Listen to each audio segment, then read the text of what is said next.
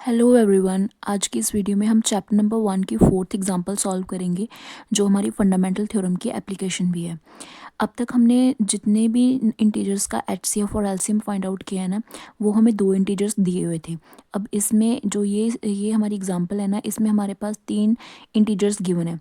तो हम फिर टर्न बाय टर्न जो है तीनों का प्राइम फैक्टराइजेशन की मेथड के साथ प्राइम फैक्टर्स बनाएंगे हम। ठीक है, जैसे पहले हम 6 का भी प्राइम फैक्टर देखेंगे कि 6 के प्राइम फैक्टर्स क्या होते हैं।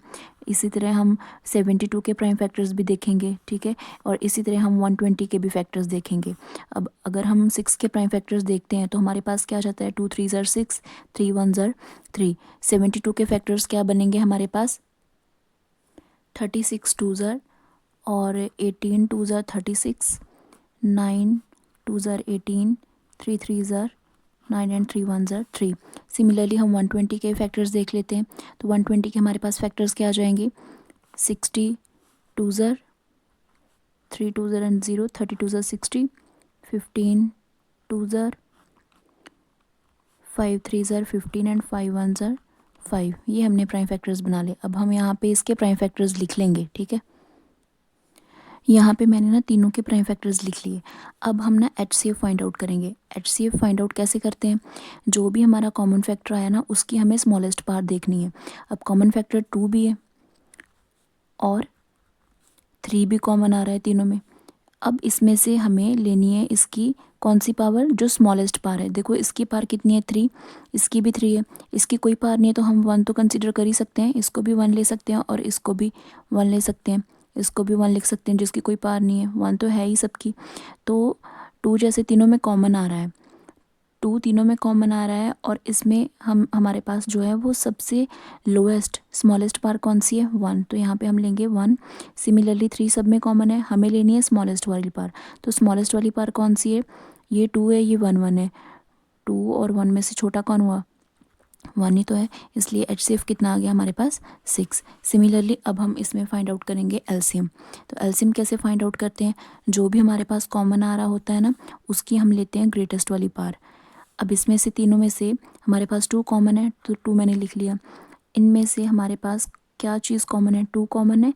तो इसकी पार कितनी है, 3, हाईएस्ट वाली लेनी है। इसमें हम स्मॉलेस्ट पार देखते हैं एचसीएफ के केस में, और एलसीएम के केस में हम देखेंगे जो हमारी ग्रेटेस्ट वाली पार है। तो इसमें 3 भी कॉमन आ रहा है, तो मैंने 3 भी लिख लिया। अब इसमें देखेंगे ग्रेटेस्ट वाली पार। ठीक है, अब मल्टीप्लाई में क्या बचा, 5। मैंने आपको लास्ट वीडियो में समझाया था कि इसको कैसे लिखना है।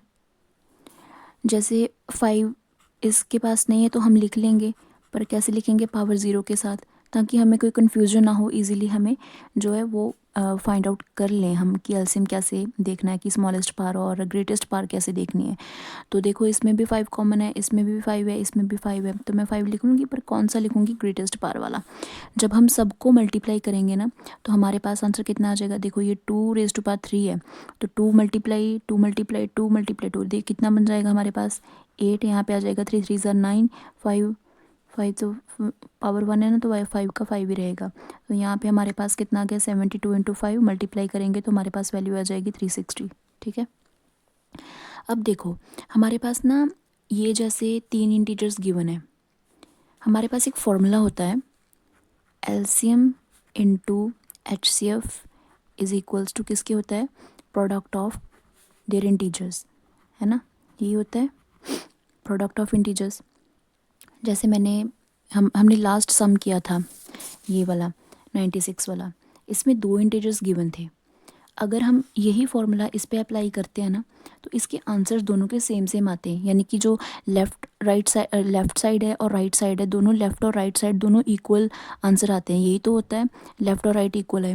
अगर यही फॉर्मूला हम 3 इंटीजर में अप्लाई करें तो क्या आंसर आएगा हमारा।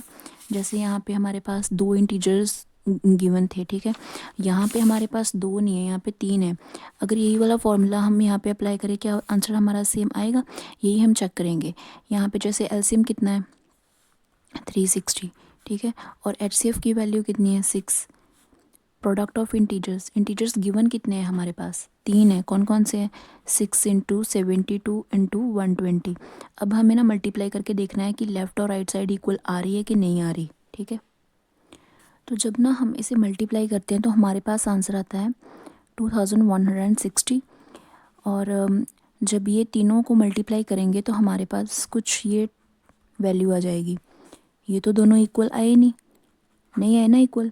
इट मीन्स कि ये जो फॉर्मूला हमने लिखा है ना, ये सिर्फ और सिर्फ 2 इंटीजर्स के लिए एप्लीकेबल है, 3 के लिए नहीं होता। ये याद रखना है हमने, ठीक है, कि ये जो HCF इंटू LCM वाला फॉर्मूला है ना, ये सिर्फ और सिर्फ जो है ओनली एप्लीकेबल फॉर 2 इंटीजर्स। ठीक है, यहाँ पे फिर हम लिख सकते हैं प्रोडक्ट ऑफ 2 इंटीजर्स। ये 3 इंटीजर्स के लिए एप्लीकेबल नहीं होता। ठीक है।